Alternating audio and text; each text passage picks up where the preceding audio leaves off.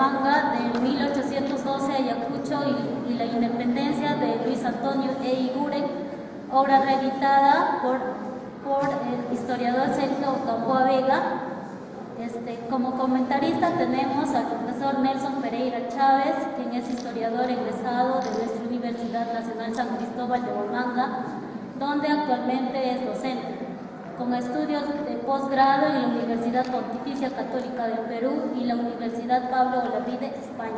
Sería la tercera edición, un texto que además ya tiene 100 años. Sergio me acaba de decir que la primera edición data de 1912, cuando precisamente se conmemoró el centenario de este acontecimiento histórico.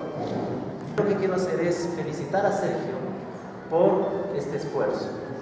Es muy difícil publicar un libro, y especialmente un libro que salió hace bastante tiempo. Y Sergio ha hecho todo un esfuerzo para publicar este libro, lo hemos visto. Y en segundo lugar, lo que quiero es hacer un breve comentario sobre esta obra.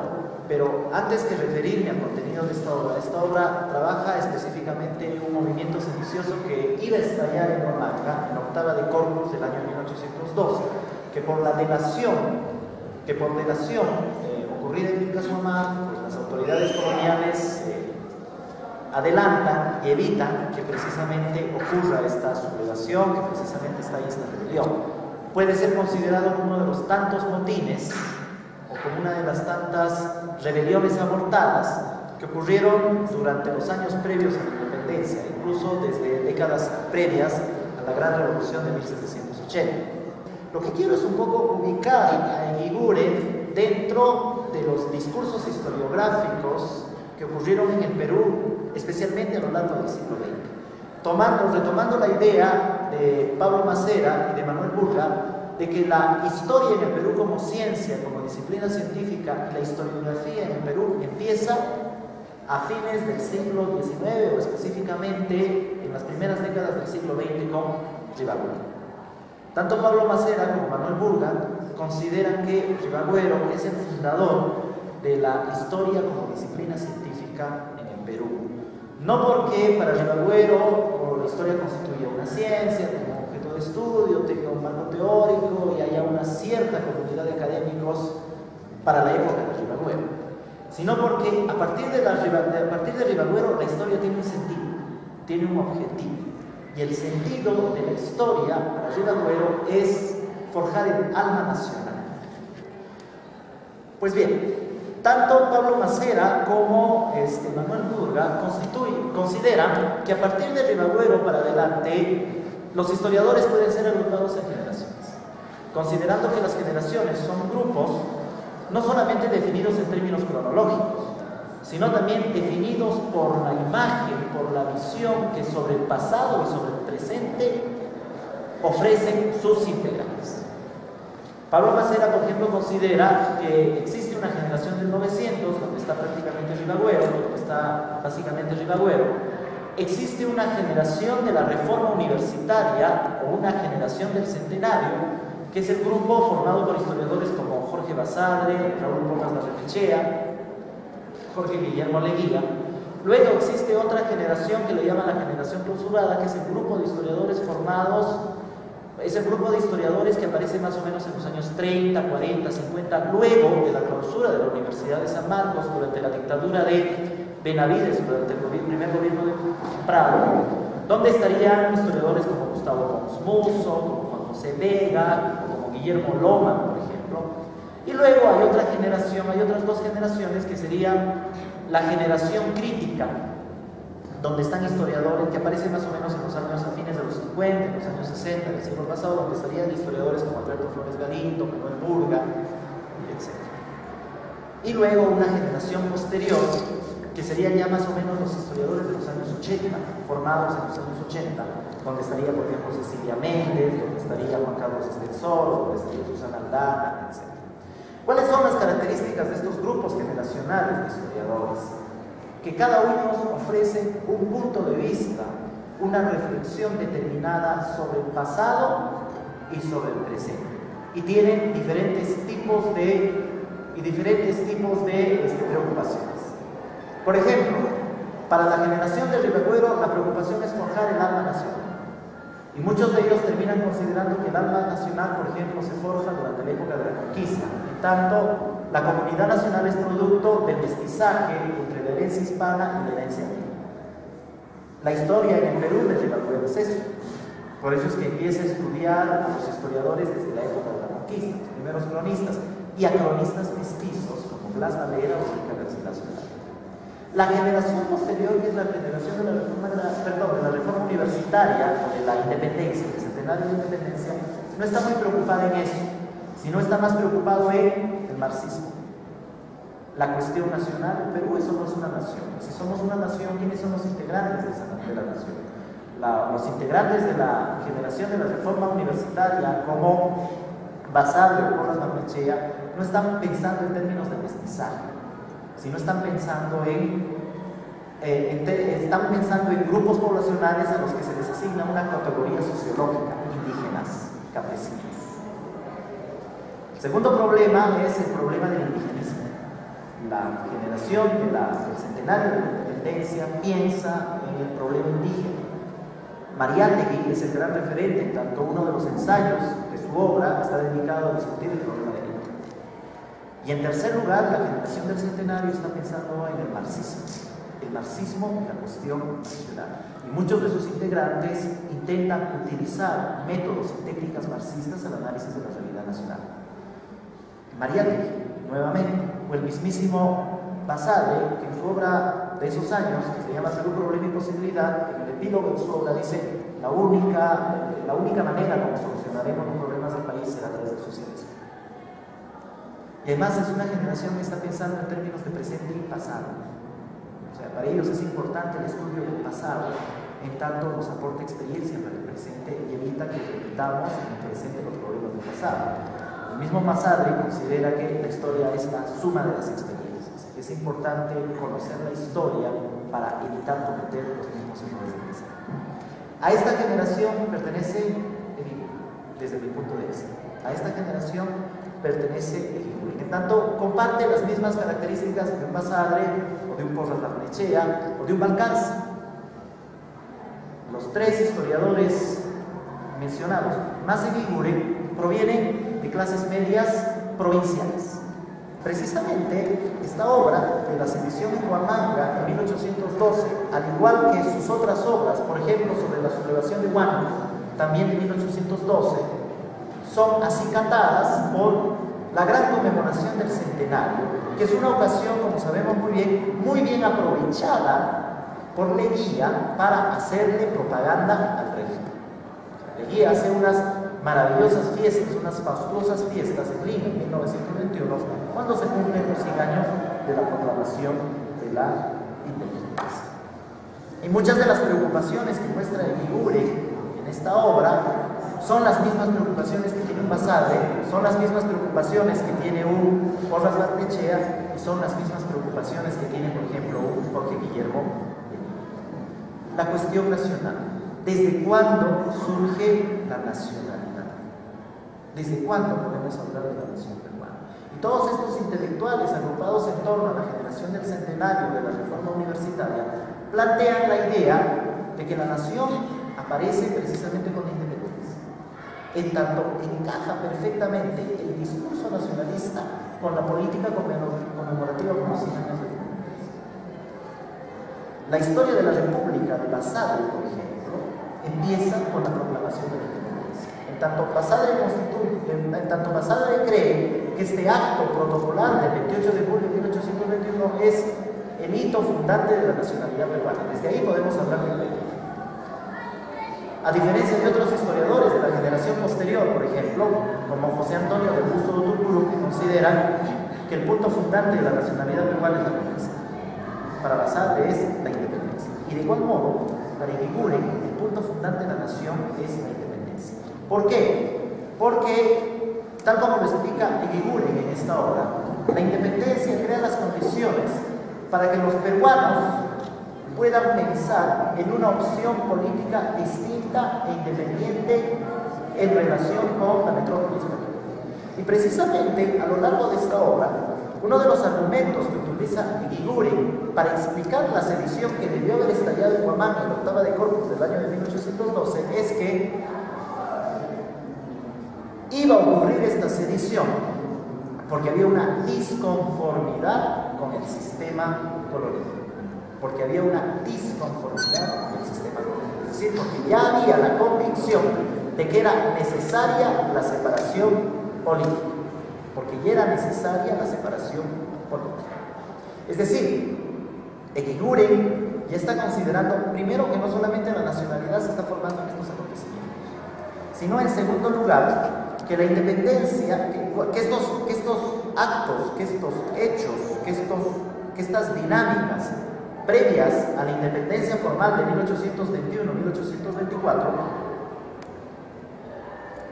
ya están diseñadas y están pensadas para obtener precisamente la separación.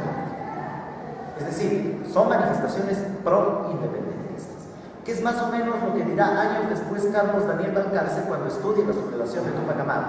Es una temprana manifestación pro-independentista.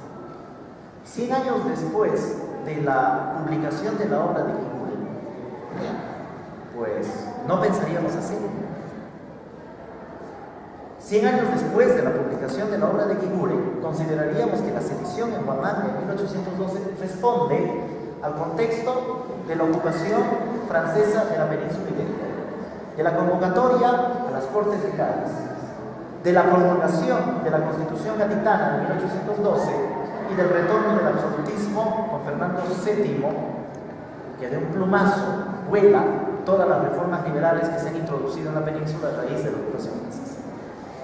Es decir, la sedición de Huamanga de 1812, así como los acontecimientos previos o los acontecimientos posteriores, la revolución de Huánuco, la sublevación de Tacna de 1811, la sublevación de Tacna de los Payardegui o la gran rebelión de los hermanos Angulo de Pumacahua, justo de 1814, responde a ese contexto de formación de juntas de gobierno en Buenos Aires. Se puede detectar cuando uno lee el libro, o sea, cómo los huamanguinos están muy informados de la formación de la Junta de Gobierno en Buenos Aires y del avance de las tropas por el Alto Perú para ocupar el territorio peruano, en tanto el territorio peruano en estos años es el núcleo del poder colonial. Responden entonces estos movimientos en primer lugar a la formación de las juntas de gobierno, especialmente la Junta de Gobierno de Buenos Aires, a las reformas introducidas por las Cortes de Cádiz y por la Constitución Gaditana y al retorno del absolutismo.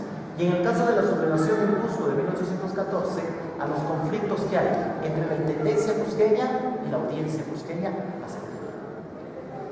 El clero regular y el clero de las órdenes.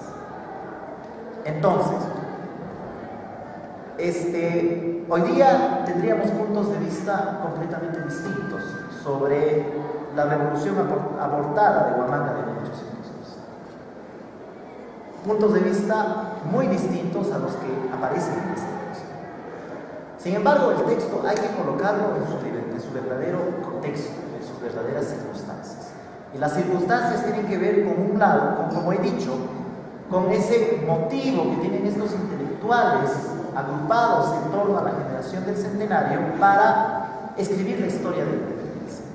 Primero porque ahí están las celebraciones emblemáticas que son perfectamente aprovechadas por la guía para hacerle fanfarria a su gobierno. Pero en segundo lugar porque estos intelectuales consideran que ese es el punto de inicio de la nación peruana. La independencia es el punto de inicio de la nación peruana. Y ahí estos intelectuales han dejado una fuerte influencia en las generaciones posteriores. Todos hoy día consideran, personas comunes y corrientes, ciudadanos de a pie y a caballo, consideran que la independencia es efectivamente el origen de la nación. Hoy día a nadie se le ocurriría postular, creo yo, la idea de que la conquista y el mestizaje armónico, que no lo fue, sabemos hoy día que Garcilaso, el prototipo del primer mestizo, no fue nada armónico, sino fue un esquizofrénico, un loco esquizofrénico que finalmente hizo lo que todo el mundo detestaría hacer.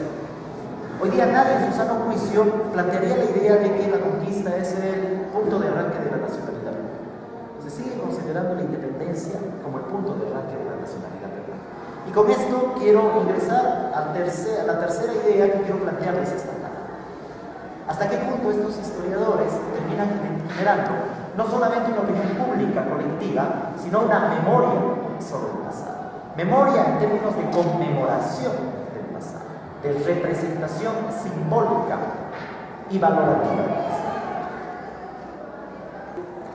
Antes de iniciar, por ejemplo, yo quisiera agradecer entre algunas instituciones que me apoyaron, por ejemplo, en cantidades como 1000 ejemplares o 500. En este caso, por ejemplo, salió en 500 ejemplares y es grato mostrarles a la vez de otras con ese apoyo y solvencia que me dieron a mí. Ahora, hacer un breve recuento del contenido del texto.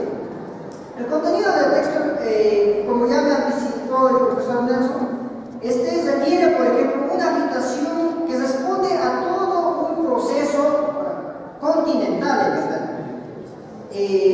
España ya había, para 1808, había caído bajo el dominio de los franceses. Había un desgobierno en España. No se podía cómo sostener a España misma. España misma no sabía qué hacer consigo mismo. Y peor aún América, que era un reino para ellos muy alejado y que corría constantes peligros de las insurrecciones. Es en esas circunstancias que empiezan a nacer las primeras juntas en distintos países, Quito, en Buenos Aires, en Chile, Charcas. Bueno, y empiezan a discutirse si América va a ser gobernada por los españoles o va a ser reemplazada o va a ser protagonizada por todos los criollos. Y yo quiero justamente hacer hincapié en eso. Para 1809 en La Paz ocurre un movimiento donde es la primera agitación, por ejemplo, con ideas de insurrección contra Lima. Y protagonizada, en la mayoría de los casos, por indígenas, algunos criollos. En 1811, Buenos Aires, por ejemplo, estalla en Buenos Aires la Junta. Una vez que se estalla y se acuerdan muchas cosas, se sublevan contra el virrey y deponen al virrey. En 1810 depusieron al virrey y empiezan ese pequeño incidente, o ya quizás gestador de estos conflictos, empieza a convertirse en un problema, ya no solamente de Buenos Aires, sino de toda América casi. Y sobre todo se ponía a discutir constantemente las cuestiones de Lima, la capital, por ejemplo. Buenos Aires tenía muchas desventajas respecto a Lima para ese entonces. Entonces empiezan desde 1811 a protagonizarse los primeros movimientos hacia Lima, para lo cual tenían que pasar por Cusco, mover el Alto Perú y llegar a pasar también por Huamanga y llegar a Lima, ¿no? En ese entonces no había otra manera de, por ejemplo, de llegar a mover esta agitación, por ejemplo, sino sembrando sobre todo emisarios que sembraban caminos previos a los grandes movimientos que se estaban pensando desde Argentina. Yo no voy a mencionar cuántos movimientos hizo esta Argentina para tratar de llegar a Perú. Voy a hacer hincapié netamente en Huamanga. Coinciden con estos hechos, por eso les digo que Huamanga no está tan aislado como quisieron creer algunos historiadores hace algunos años. Huamanga formaba parte de la dinámica virreinal, formaba parte de sus coyunturas, de esa crisis, de sus crecidas, por tanto también formaba parte de los peligros de la agitación. En abril, el cura Ángel Pacheco, por ejemplo, delata la rebelión que en Huamanga va a estallar. Parece año. Sin embargo, hay que recordar que en Huamanga desde 1909 hay quejas de que en Huamanga se mueven comentarios en las tiendas y lugares privados, a veces de noche, se sospechan muchas cosas, el gobierno está constantemente en sospecha. Y esta sospecha, la que estalla, un intento de querer esa tentativa, de la revuelta que va a surgir en Bogotá. Para pasar finalmente a cómo pasó este suceso, una muy breve, es que cuando se entera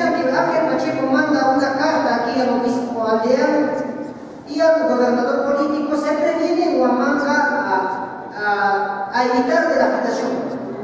Se toman las medidas posibles para poder controlar si efectivamente es tan cierta la noticia que nos muestra. Se empiezan a armar todas las estrategias, tanto es el desgobierno en Huamanga, la crisis y el miedo, por una parte, que empiezan a nosotros saben que es un momento de desesperación que noto yo en este texto y en los documentos que hay en este texto, que vale leer. Finalmente, finalmente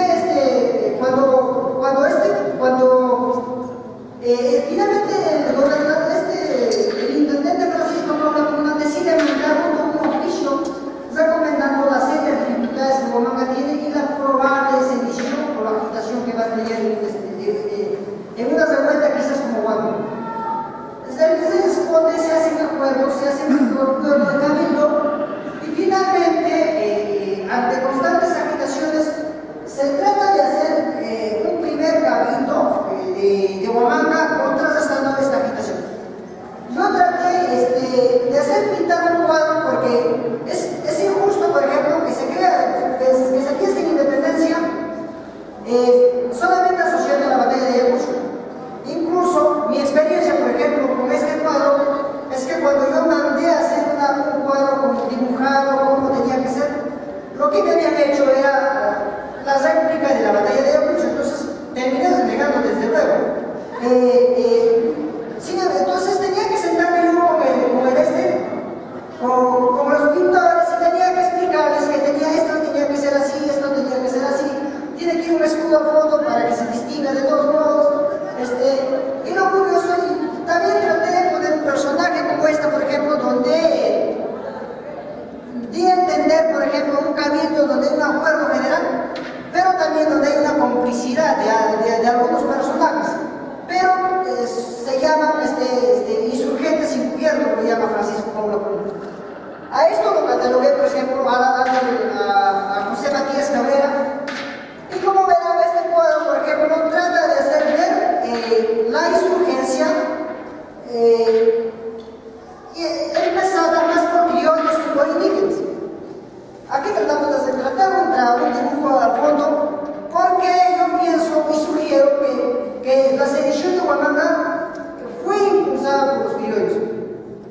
Hay pocas referencias que los indígenas hayan podido estar. Además se nota el vínculo a las amenazas hacia los chapetones, y entonces aparte de los criollos